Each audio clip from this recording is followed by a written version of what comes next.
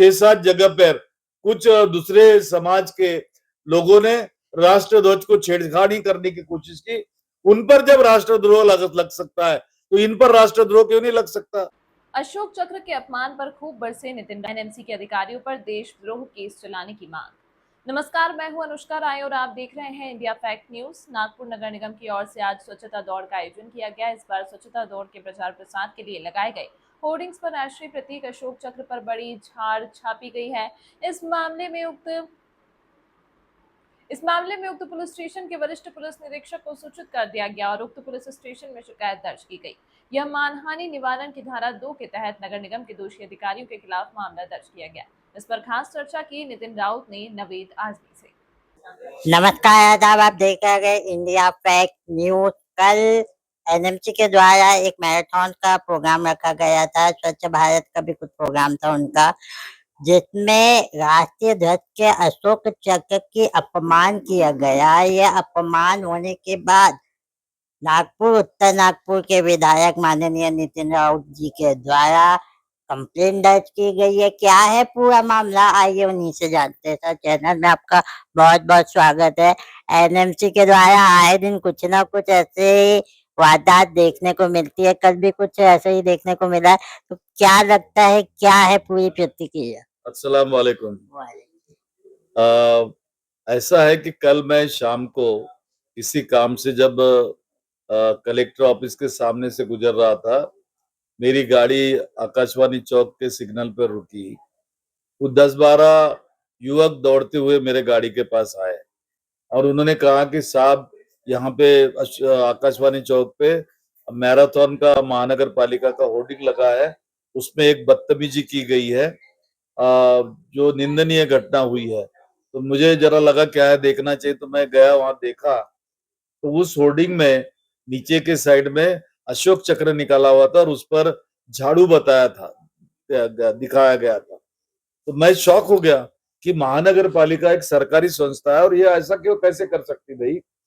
क्योंकि हमारा तिरंगा हमारे देश का राष्ट्रीय ध्वज है और उसके ऊपर तिरंगे में जो अशोक चक्र है उस राष्ट्र का चिन्ह है और राष्ट्र का चिन्ह, राष्ट्र का प्रतीक, उसको इस ढंग से अपमानित करना ये एक प्रकार से देशद्रोह होता है, राष्ट्रध्वज होता है। तो तुरंत ये बड़ी घटना है करके मैं संबंधित पुलिस स्टेशन में जाके उसका एफआईआर वहां डाला और एफआईआर बनाया। मुझे लगता है कि यह अत्यंत दुर्भाग्यपूर्ण, निंदनीय ऐसी घटना है। किसी ने जानबूझकर किया है या अनजाने में किया, मुझे पता नहीं, लेकिन पिछले 15 सालों से नागपुर महानगर पालिका पे भारतीय जनता पार्टी का राज है और भारतीय जनता पार्टी की विचारधारा है, आरएसएस की विचारधारा है, जो संविधान को नहीं मानती, जो तिरंगे को नहीं मानती, और वही यहाँ पे राज कर रहे हैं। और नागपुर महानगर पालिका भारतीय जनता पार्टी की एजेंट करके काम कर रही है। आप देख रहे होंगे कि नागपुर शहर का पूरा सत्यानाश इन्होंने कर रखा है। चाहे जहां जाओ वहां ना नालों की सफाई हुई, ना बरसात में वहां पर कचरा उठाया गया, ना साफ सफाई हो रही, ना रास्तों की देखभाल की गई। जो हमने आईआरडीपी में रास्ते बनाए थे, रास्ते चौड़े किए थे, उस पर फुटपाथ बनाया था। फुटपाथ इसलिए बनाया कि लोग चले भाई, वहां से पैदल जाकर अच्छे से जा सके। इन्होंने डामरीकरण रास्तों का करने के नाम पर वो चौड़ाई उसकी कम कर दी। वहां पे अभी दुकानें लग गई है, कहीं कचरा लगा हुआ है, किसी ने अपना सामान फेंक के रखा है, कहीं पे भी जाने आने के लिए रास्ता नहीं, फुटपाथ ही नहीं बचा। इस प्रकार के इनका ये चल रहा है। शहर के अंदर गंदगी के वजह से बरसात में जगह जगह डेंगू हुआ, चिकनगुनिया हुआ, ना इनकी फॉगिंग मशीन घूमती है, ना इनके डॉक्टर्स घूमते हैं, ना साफ सफाई होती है। ऐसा पूरा पिक्चर इनका बना हुआ है। ना रास्ते ठीक है, ना ये ठीक है। जो साप्ताहिक बाजार होता है, जिसको वीकली मार्केट कहते हैं, उसकी भी गंदगी रहती है, वो गंदगी उठाते नहीं, वो कचरा उठाते नहीं, ये भी चल रहा है। तो पानी का सवाल उठता है, गंदा पानी कई जगह पे आ रहा, जहां पानी की लाइन डाली गई वो जोड़ी नहीं गई, पानी नहीं मिलता लोगों को। और जहां पानी की लाइन नहीं, लेकिन मीटर भी नहीं लगा है। तो एक प्रकार से पूरी अव्यवस्था से नागपुर महानगर पालिका इस नागपुर शहर को बिगाड़ने का काम यहाँ कर रही। तो ऐसी महानगर पालिका से हम अपेक्षा भी क्या करेंगे? जो महानगर पालिका बीजेपी के कहने पे दूसरे विधानसभा निर्वाचन क्षेत्र में पैसा लगाती है, वहां काम करती है। मेरा उनसे सवाल है कि क्या इस उत्तर नागपुर की जनता आपको पानी का टैक्स नहीं देती, आपको मकान का टैक्स नहीं देती? यहाँ टैक्स जब हम देते हैं तो हमारा भी अधिकार बनता है कि यहाँ कुछ बनो मिले। यहाँ कई सभी बगीचे इन्होंने अपने कंट्रोल में ले लिए, मैदान अपने पास ले लिए, लाइब्रेरी अपने पास ले ली, लेकिन डेवलपमेंट के नाम पे जीरो है, जीरो। पूरी तरीके से महानगर पालिका फेल हो गई है। और आज इन्होंने यह जो किया अशोक चक्र का, मुझे लगता कि इन्होंने एक प्रकार से इस देश का अपमान किया है। आपको नहीं लगता इस पे एनएमसी के ऊपर देशद्रोह का केस करना चाहिए? बिल्कुल लगता है। जो कानून है 1971 का हमारा जो राष्ट्र का अपमान करने वाला, राष्ट्रों के गौरव का अपमान करने वाला, उसकी धारा 2 के तहत इन पर कार्रवाई करनी चाहिए।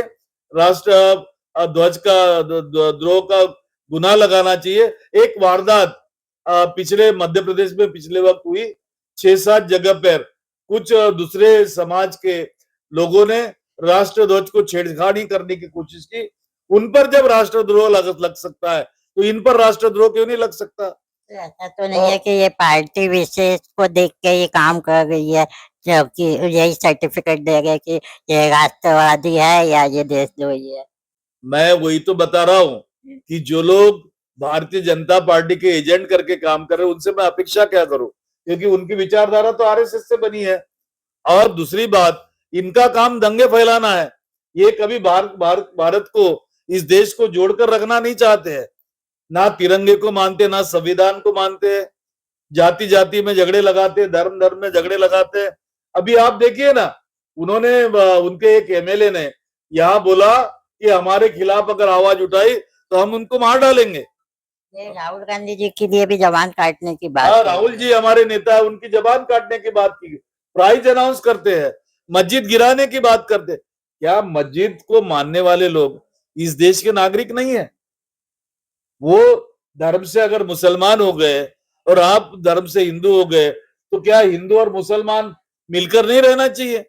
देश के जो लोगों ने इसको स्वतंत्रता दिलाई, जिन्होंने इस राष्ट्र का निर्माण किया, उन्होंने इस देश को जोड़कर रखने की बात कही थी, ना तोड़ने की बात की। ये तोड़ने की भाषा जो कर रहे हैं, मुझे लगता है कि अत्यंत निंदनीय है, द्वेषपूर्ण है। और ये यहाँ पे झगड़ा फसाद, दंगे फसाद कराना चाहती है। यहाँ का चुनावी माहौल महाराष्ट्र का बिगाड़ना चाहती है। क्यों ऐसा लगता है कि आपको यहाँ का चुनावी माहौल बिगाड़ना चाहती है बीजेपी, क्योंकि उससे बीजेपी को ज्यादा फायदा तो नजर आ नहीं रहा है फिलहाल? देखिए, फायदा नुकसान का तो बाद में सोचते हैं, बिगाड़ने का पहले सोचते हैं। बिगाड़ो और फिर माफी मांगते घूमो, ये इनकी आदत है। ये जुमले वाली सरकार है, बोलती है कि और जुमले बाद में बोलती कि जुमले हो गए। फिलहाल अभी के लिए इतना ही। यदि आप हमारे चैनल पर विज्ञापन देना चाहते हैं तो नीचे दिए गए मेल आईडी या कॉन्टैक्ट नंबर पर संपर्क कर सकते हैं। और इंडिया फैक्ट न्यूज से जुड़ने के लिए हमारे पेज को लाइक और सब्सक्राइब करना ना भूलें। अगली खबर तक के लिए फिलहाल मुझे दीजिए इजाजत। धन्यवाद। हमारे चैनल को सब्सक्राइब करें और बेल आइकन दबाना ना भूलें।